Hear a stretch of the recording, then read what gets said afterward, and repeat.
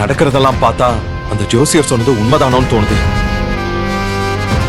காலையில அம்மாக்கு ஷாக் அடிச்சது, இப்ப ஆக்சிடென்ட். எனக்கு பயமா இருக்குப்பா. ஐயோ, என்ன அர்ஜுன் சொல்றீங்க? ஒரே நாள்ல அத்தைக்கு ஷாக்கும் அடிச்சிருக்கு, இப்ப ஆக்சிடென்ட்டும் ஆயிருக்கா? ஆமாமா, தேவிக்கு ஈமச்சடங்கு பண்ண நாள் குறிக்கிறதுக்காக ஜோசியரை வீட்டுக்கு வர வச்சிருந்தோம்.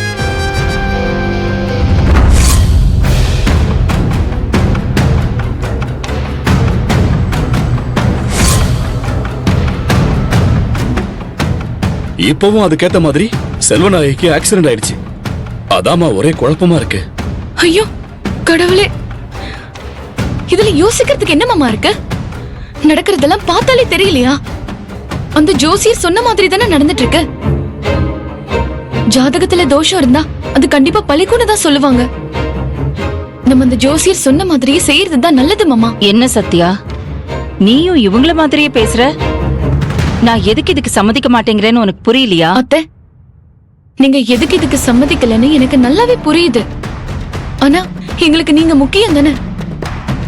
அந்த ஜோசியர் சொன்னது பழிச்சதுன்னா, உங்களுக்கு ஏதாவது ஆயிடுச்சுன்னா அது இன்னும் பெரிய இழப்பு தானே. சத்தியமா எங்களால அதை தாங்கிக்க முடியாது அத்தை. நீங்க எங்களுக்கு வேணும். அபி மாமா, நீங்க தேவி அக்காவை எந்த அளவுக்கு நேசிக்கிறீங்கன்றது எங்க எல்லாருக்குமே தெரியும். ஆனா அதை விட அதிகமா நீங்க உங்க அம்மா மேல அன்பு வச்சிருக்கீங்கன்றது எங்களுக்கு தெரியும். உங்ககிட்ட கேக்குறதுக்கும் எனக்கு கொஞ்சம் கஷ்டமா தான் இருக்கு. ஆனா வேற வழி இல்ல. அத்தையோட உயிரை காப்பாத்துறதுக்கு நீங்க இன்னொரு கல்யாணம் பண்ணிக்கிறது தான் நல்லது. யோசிச்சு நல்ல முடிவா சொல்லுங்க ப்ளீஸ் மாமா.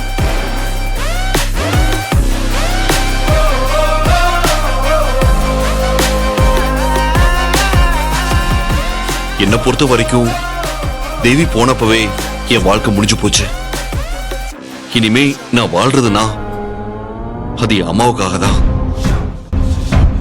என் அம்மா நல்லா இருக்கணும்னா நான் என்ன வேணா செய்வேன். நான் இந்த கல்யாணத்துக்கு சம்மதிக்கிறேன்.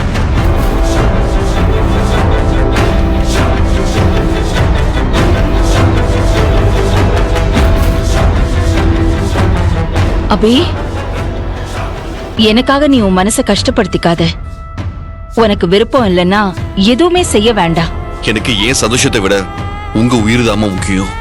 அப்படின்னு அத்தை, அபி மாமாவே ஓகே சொல்லிட்டாரு. அப்ப உங்களுக்கும் ஓகே தானே? அபி எனக்காக இந்த கல்யாணத்துக்கு சம்மதிச்சாலும் கண்டிப்பா ஒரு நாள் அவன் வாழ்க்கை சந்தோஷமா மாறும்னு நினைக்கிறேன். அதனால நானும் சம்மதிக்கிறேன். அப்போ அடுத்ததுக்கான வேலையை ஆரம்பிக்க வேண்டியதுதான். ஆனா இன்னும் 16 நாளுக்குள்ள கல்யாணம் பண்ணி ஆகணுமே. அதுக்குள்ள எப்படி பொண்ணு பாக்குறது? அப்போ ஸ்ருதியவே கல்யாணம் பண்ணி வச்சிட வேண்டியது தானே? அவளும் இதுக்காக தானே இத்தனை நாளா காத்துக்கிட்டு இருக்கா. என்ன செல்வா, ஓகே தானே? வேண்டாங்க, எனக்கு அவ மேல நம்பிக்கை இல்ல. அவ ஒன்னும் அபிய உண்மையா விரும்பல. நம்ம கிட்ட இருக்கிற சொத்துக்காக மட்டும்தான் அபிய கல்யாணம் பண்ணிக்கணும்னு நினைச்சிருக்கா அவ. நான் அபிக்கு வேற ஒரு நல்ல பொண்ணா பாக்குறேன்.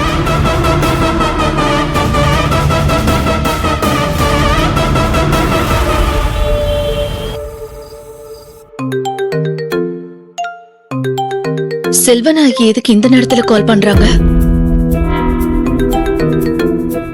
எதுக்கு அட்டன் பண்ணி என்னன்னு கேட்போம். சொல்லுங்க செல்வநாயகி. நாளைக்கு காலையில 9 to 10 நல்ல நேரம். நீங்க காயத்ரிய கூட்டிட்டு வீட்டுக்கு வரணும். எதுக்கு? எல்லாம் நல்ல விஷயமா தான். நீங்க போனை கொஞ்சம் காயத்ரி கிட்ட கொடுங்க. ஒரு நிமிஷம் இருங்க.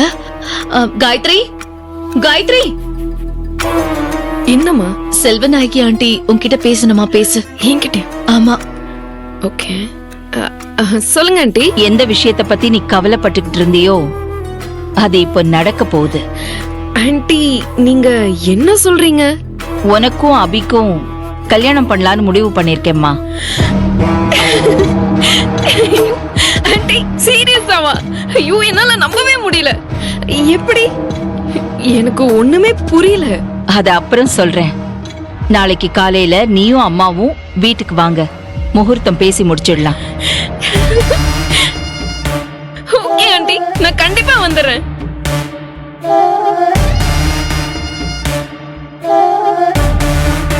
காயத்ரி என்னாச்சுமா? அவங்க என்ன சொன்னாங்க?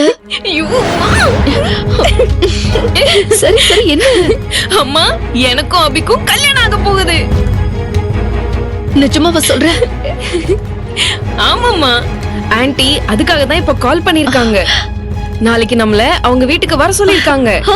ஆமா. யூ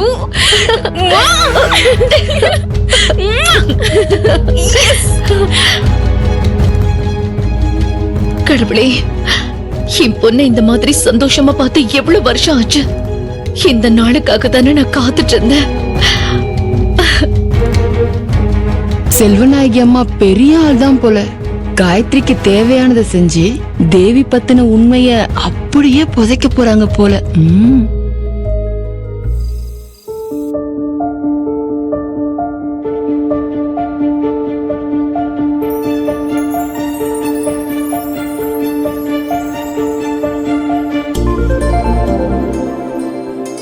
சத்யா இப்படி மாறுவான்னு நினைச்சு கூட பார்க்கல.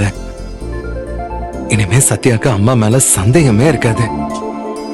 நானும் பழசெல்லாம் மறந்துட்டு அவ கூட சேர்ந்து வாழணும். அவ வயித்துல இருக்கிறது ஏன் குழந்தை.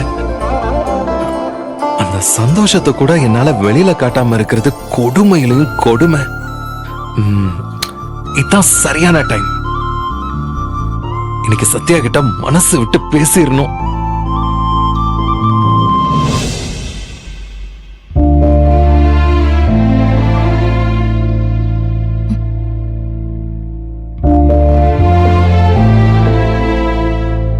சத்யா, நான் உன்கிட்ட கொஞ்சம் பேசணும். சத்யா, உன்கிட்ட தான் சொல்றேன், என்ன பாரு. எனக்கு உன்கிட்ட பேச விருப்பம் இல்ல அர்ஜுன்.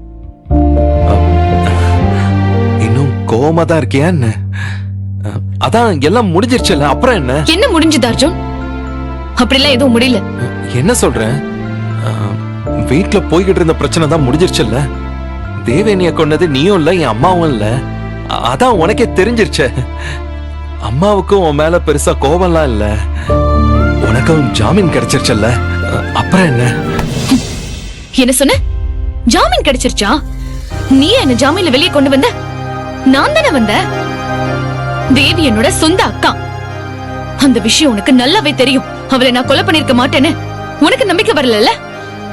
அதனால தானே என்ன ஜாமீன்ல எடுக்கணும்னு உனக்கு தோணல. ஏய் சத்யா, நான் அன்னைக்கு. அது சரி, நமக்கு தான் டிவோர்ஸ் ஆக போகுதே. அதுக்கப்புறம் நான் ஜெயிலுக்குள்ள இருந்தானே, வெளியே வந்தா உனக்கு என்ன? அப்படிதானே அர்ஜுன்?